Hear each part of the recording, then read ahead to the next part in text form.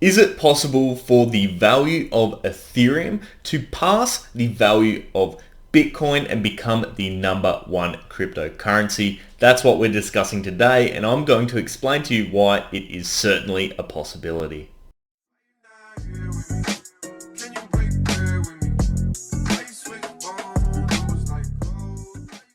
How's it going, guys? Ryan here and welcome back to another crypto video, and today we're talking about the possibility of Ethereum surpassing Bitcoin in value and why it actually is a distinct and realistic probability. But before we get into that, guys, please remember to give this video a thumbs up if you do enjoy it, and subscribe if you want to see more of this sort of content. We cover crypto, investing, stocks, and wealth management. So if that tickles your fancy, make sure you hit subscribe and turn on bell notifications. I'd also love to know your thoughts on whether Ethereum will surpass Bitcoin in the comments section below.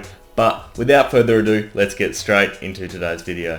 Let's kick things off by taking a quick look at the current state of Bitcoin and Ethereum from a value perspective. As of the time of recording this video in US dollars, the price of Bitcoin is at $39,977 US dollars, with Ethereum behind it at $2,520 US dollars. But the key here is to focus on the market cap column that has been highlighted, which shows that Bitcoin is valued at $749.01 billion and Ethereum is valued at $293.06 billion. The first key point to note is the actual price of one Ether is never going to exceed the price of one Bitcoin. In fact, there are roughly 10 times as many Ether currently available as there are Bitcoin, and this is due to the fact that there is no limit on Ether. So as a result, we're going to continue to see this coin being mined and produced, unlike Bitcoin, which does have an actual limit, which does play as a negative for Ethereum. At their peaks, Bitcoin reached a whopping 64,000, almost 65,000 US dollars per coin. In turn, Ethereum almost reached 4,300 US dollars per coin as well. When the coins were at their all-time highs, Ether was effectively worth half the value of Bitcoin from a market cap perspective, which, when you take things into consideration and the overall value of Bitcoin itself, that is actually not a crazy gap to enclose on.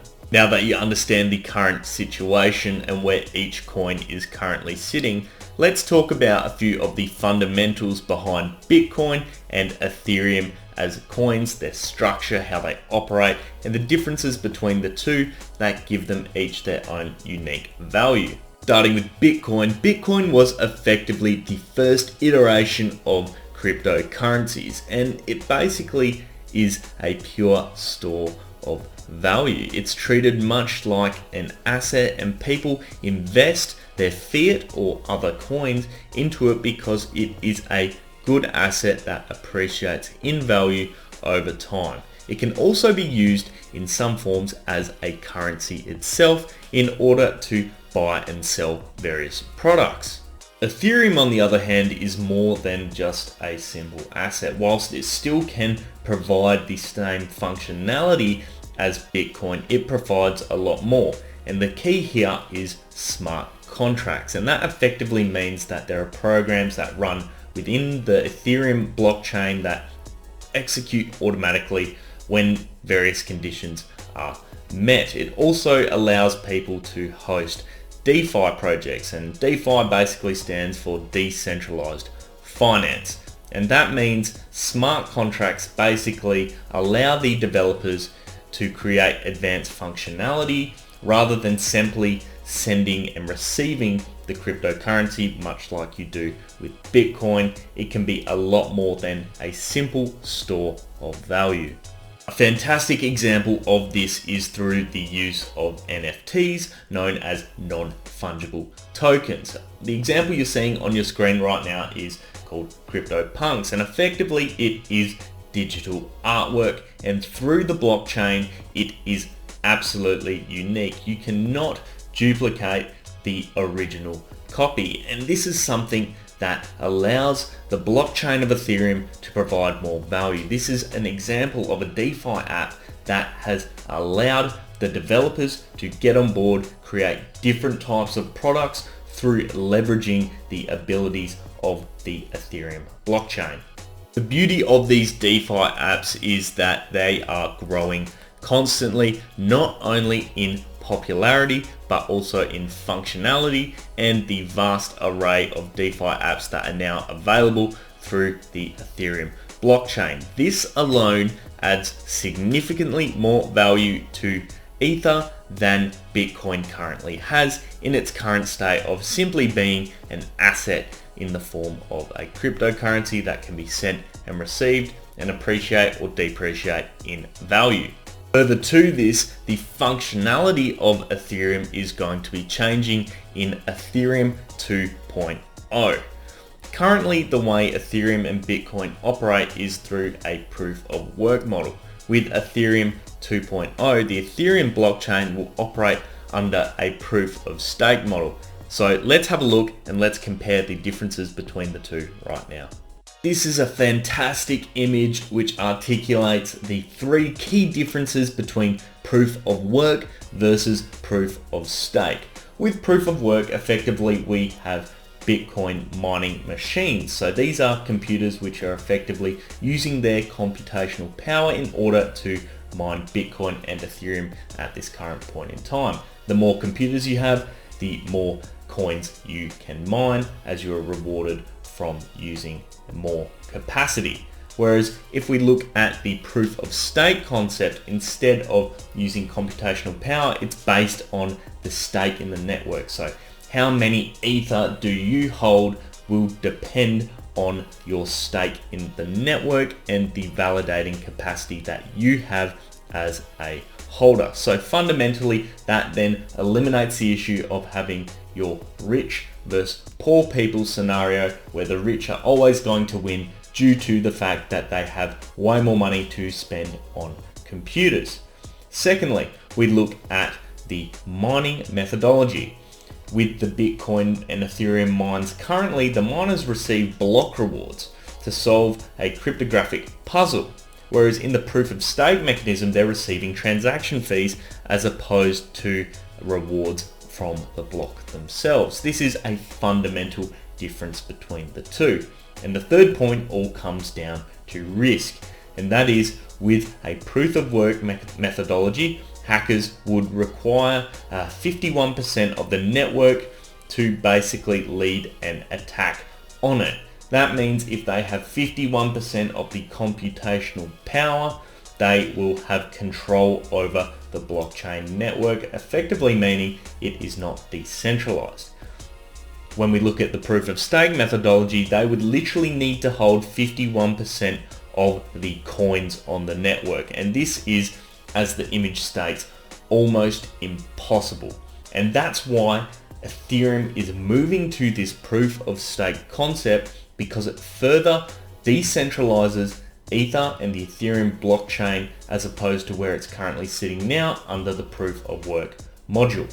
Ethereum 2.0 and the proof of stake model has been a long time coming for Ethereum, and whilst it's not quite here yet, it is something that is on the roadmap and needs to be focused on as a key differentiator when it comes to valuing Bitcoin versus Ethereum over a long-term perspective. Proof of stake fundamentally differentiates Ethereum and Ether from Bitcoin overall. And it basically means it becomes significantly more decentralized, significantly more de-risked, and significantly more rewarding for people who are staking the Ether coin. So basically, when we look at this compared to Bitcoin, we can see the functionality and the security and the value that it's adding is significantly higher between Ethereum than it is to Bitcoin. When we look at the factors that we've just covered purely in this video, we can clearly see that Ethereum is significantly more valuable than Bitcoin from a long-term point of view. And then when you consider that at their peaks, the difference in market cap was only 50%, with Bitcoin's market cap being double that of Ethereum, the gap actually is not that significant at all. And given the value that obviously Ethereum can provide as opposed to Bitcoin, it would be very reasonable to suggest that Ether could be worth a lot more than Bitcoin in the future. And that is purely coming down to the functionality and the way that the two coins actually operate. Regardless of this, both coins are still going to have their spot in the cryptocurrency world, regardless of the outcome. Bitcoin's always going to be the original, the founder, the creator, the key asset. It basically acts as the US dollar, in my opinion, as many other cryptos follow it as the primary coin and the primary identifier for seeing how well the cryptocurrency market is performing. But in saying that, that does not mean Bitcoin is always going to be the champion, with Ethereum clearly coming up hot on its heels from a functionality perspective, and it is just becoming increasingly more popular over the past few months and few years. I'd love to know your thoughts down in the comments section below on Ethereum versus Bitcoin, and whether you think Ethereum is going to surpass the value of Bitcoin from a market cap perspective. I'd also love to know if you think there are any other coins which should be on everyone's radar that are doing similar sort of things. When we look at coins such as ADA and Cardano, the Cardano blockchain is doing that same proof of stake concept. So is that one we can get on early right now? Who knows? Let me know down in the comments section below. But if you did enjoy today's video, please remember to give it a thumbs up and subscribe if you want to see more of this sort of content. We cover crypto, investing, stocks, and wealth management. And if you want to buy Bitcoin, Ethereum, or any other cryptocurrency, I've got a link down in the description of this video, so be sure to check that out. But with that, guys, I hope you have an awesome day. I'll see you next time. Cheers.